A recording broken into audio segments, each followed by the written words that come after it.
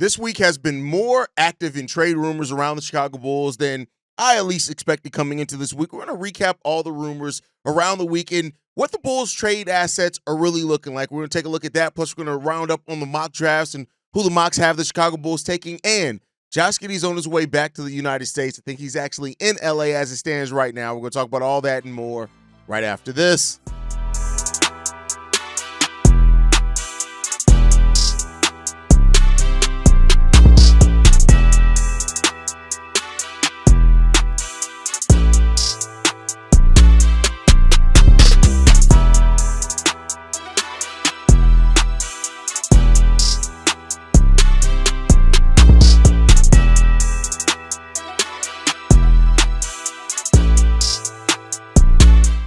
What's going on, Bulls fans? Welcome to another episode of Chicago Bulls Central, your number one spot for everything Chicago Bulls related. I'm the host there, Haize, but more importantly, you guys can follow the channel at Bulls Central Pod on every social media platform we happen to be on. With that said, let's go and get into this content today, y'all. And it's been a week of trade rumors, specifically around Coby White and Ayo Dosunmu. And I feel like it's a good time to kind of recap exactly everything that was talked about around the Chicago Bulls so far in the week. And also want to talk about kind of a mindset around some Chicago Bulls fans and kind of bring it in more into reality. So I think it started off earlier in the week with Coby White, and we got word that teams that were interested in Coby White and were prepared to make an offer at some point were the Mavs, the 76ers, the Warriors, and the Magic. Now, you kind of want more in-depth analysis on exactly what their offers look like.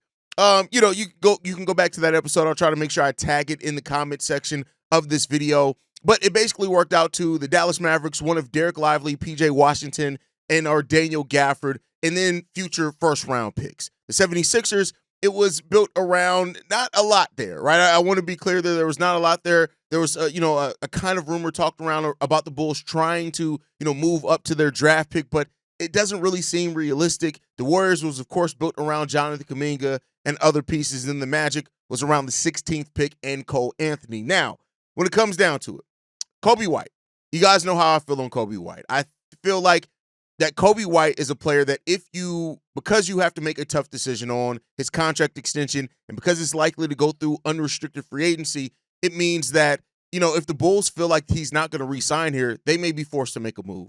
I don't think, regardless of how you view Coby as a player, he's still too important to the Chicago Bulls team to allow to walk away for nothing if you can avoid it. And so that would be the Bulls needing to then be aggressive, which isn't something AK has always kind of done, right?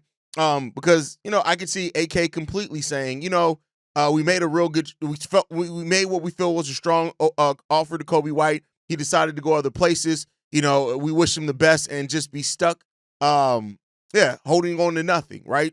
So I do think that, that takes a level of kind of honesty on where you are that the Chicago Bulls are going to have to ask themselves on where they feel like those negotiations have gone in talks with him and his agent. I do expect them to have some kind of exploratory talks on a contract extension.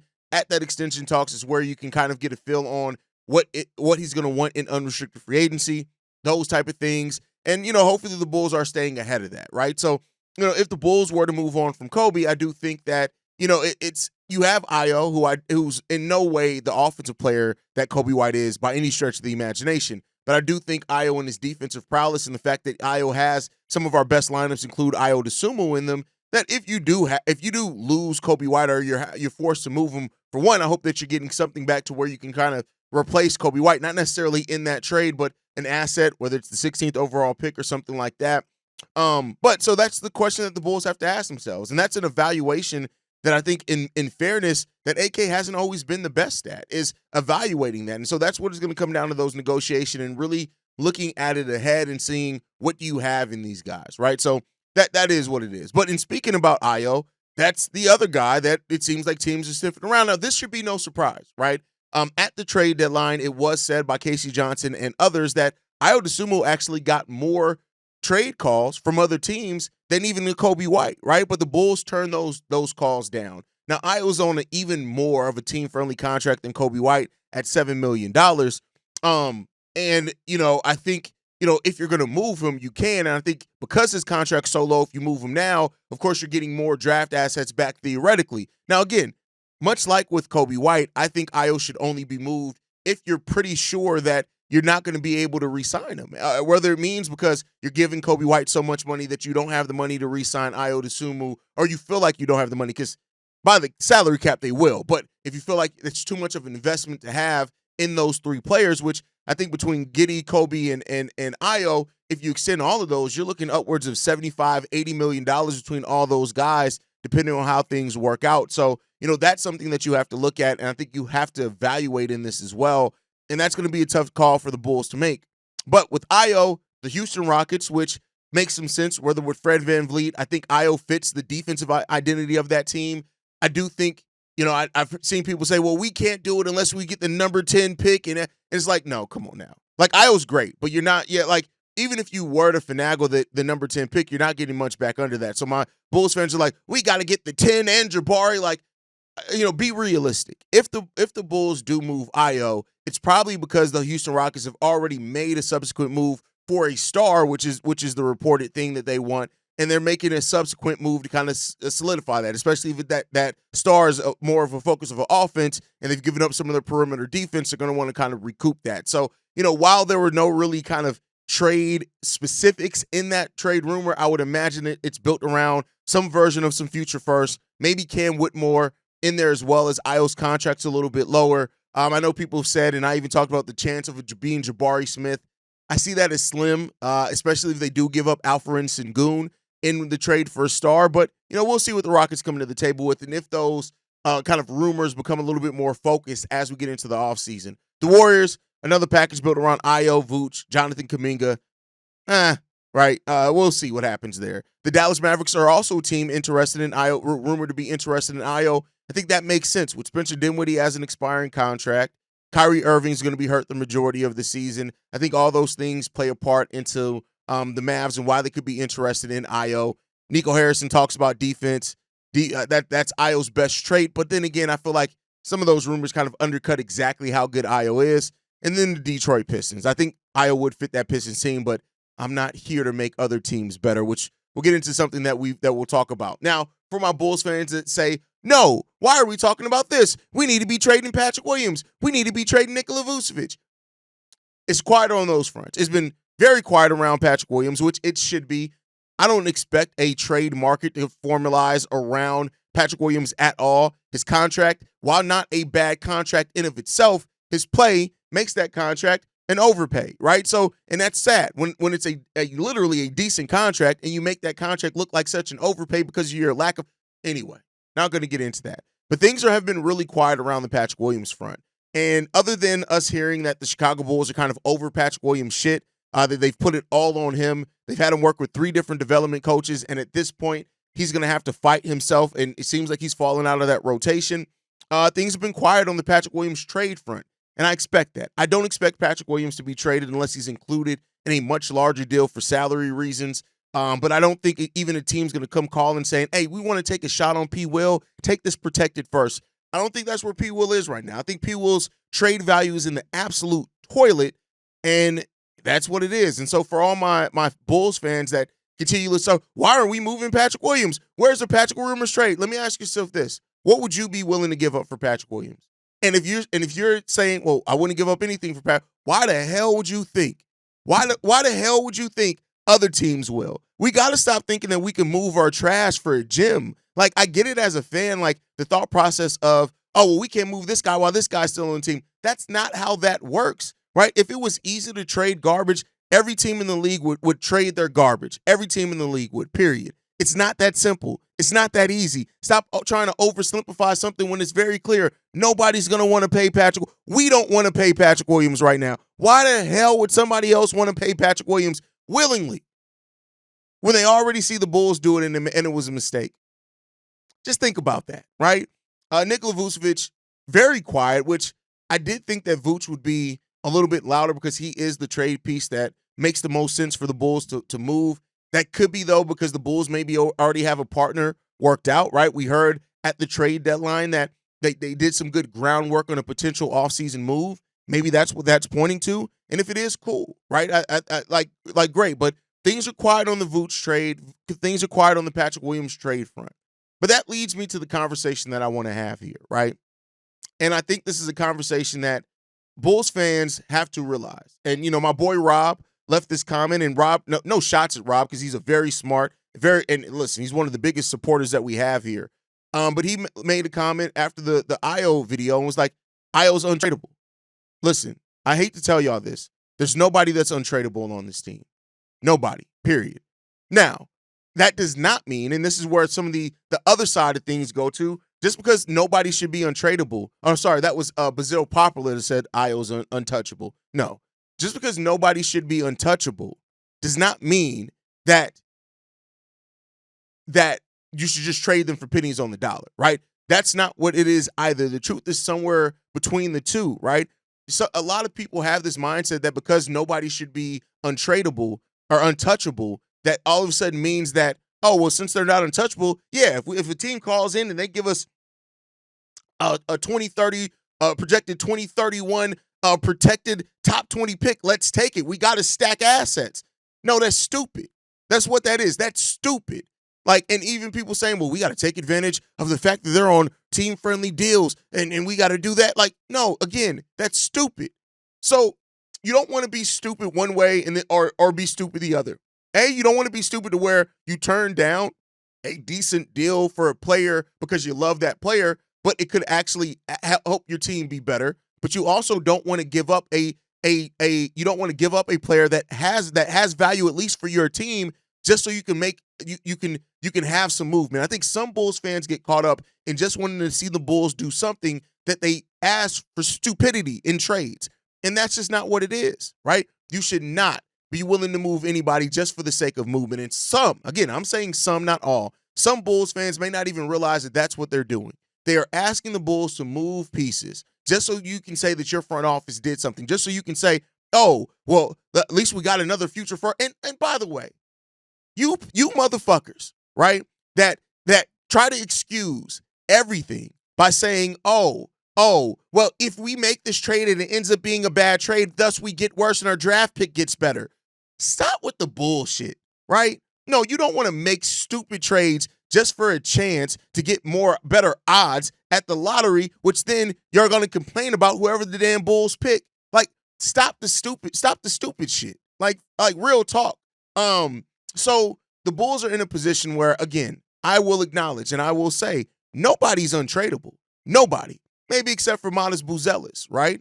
Nobody is untradeable. But you don't want to make stupid trades just because nobody's untradeable either. So that's the place that the Bulls are in. We're watching a team in the Indiana Pacers go on a run, and none of their pieces were really drafted, I think, except Ben Mathurin on that team, right? They've manufactured a team by making smart moves, right? So that's the key thing here. And not every move, just because a first-round pick is attached to it, is a smart move. And I think that's the thing that people are looking for. Everybody's trying to backdoor their way into not everybody, but the pro tankers are trying to backdoor their way into a tanking conversation or a tanking situation when they've told you they're not going to tank. So no, that does not mean that just because you view Coby White as a player that, oh my God, he wouldn't start on XYZ teams in the league. He's really Ben Gordon. No, that does not mean that they're going to turn around and trade that player for nothing, right? But at the same token of that, some of you Bulls fans don't want to make a return or get triggered by what are actually smart deals that improve this Bulls team, all because you are attached to a player that, guess what, is not untouchable. Operate smart. Now, operating as a smart franchise is difficult when you have AK at the helm because he hasn't given a lot of reason to assume he's going to make smart deals. But at the same time, some of y'all present deals that are worse than anything AK has done, but just because it's a move, you make yourself think that it's better off, and it's not. It's stupid is what it is. So, let's see what's going to happen there. Overall, we'll watch it. We're monitoring it. Did I just go off a little bit? Maybe. Because, listen, I love being in this community. One thing that I hate more than anything, though, is doing this when the Bulls suck.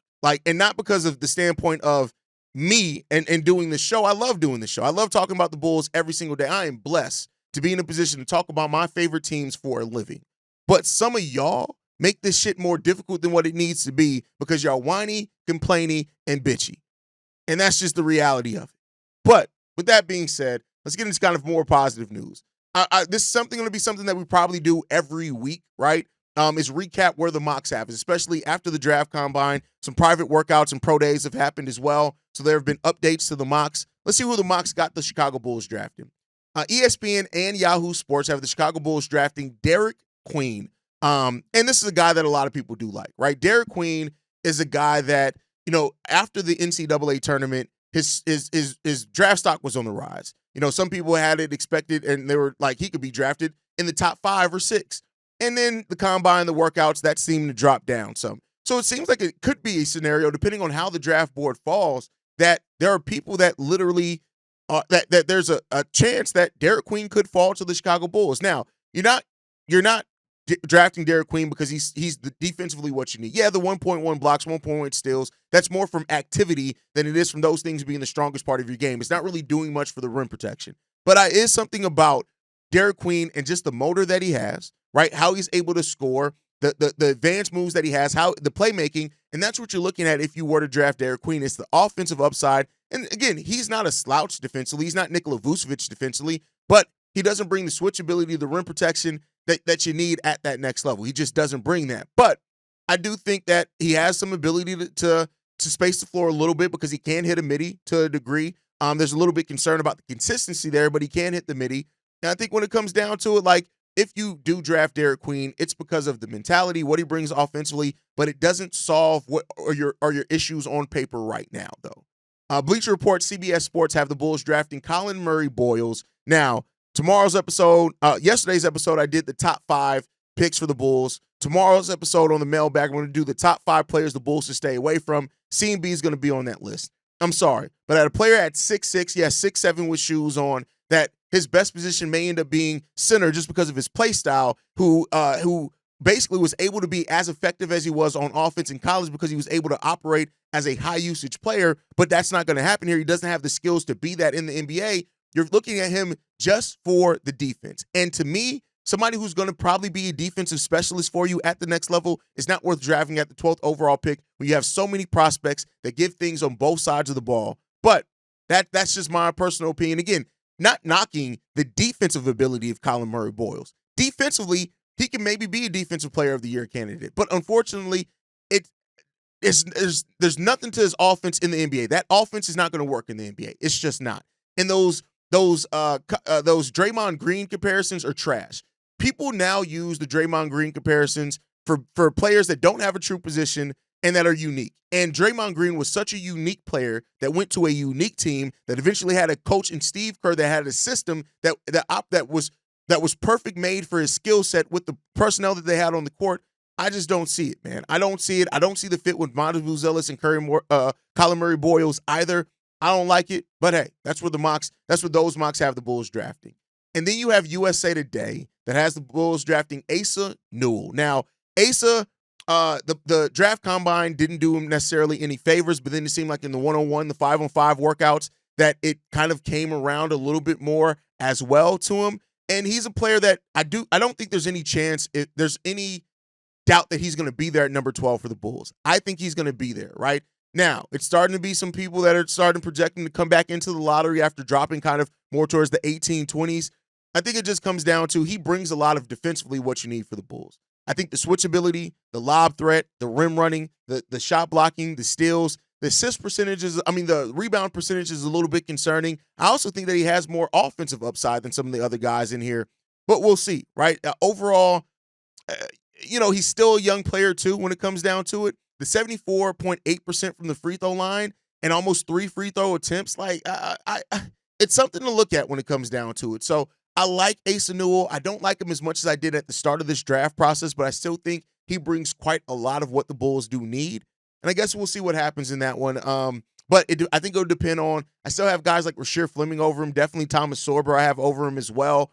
But, we'll see how that shakes out if the Bulls end up feeling that same way over Ayo Newell. But that's where the mocks have the Bulls going. Overall, we'll see what the future does hold for the Bulls in the draft. But I know what the future does hold for one Bulls player. Before we get out of here, Josh Giddey is back in the United States. He flew back over the last couple of days. He actually posted that he was in Los Angeles, and he's probably about to start his offseason routine. Now, I think he's probably going to go back over to Australia at least one more time in the offseason before the start of like training camp and things like that. But he's here, and he's back in the States. He's going to be working with some of the coaches and things like that. He's going to start, his offseason program. I think this is an important one for Josh Giddey. I think he's probably also over here because the contract extension talks are going to start right after the draft. The draft is 32 days away.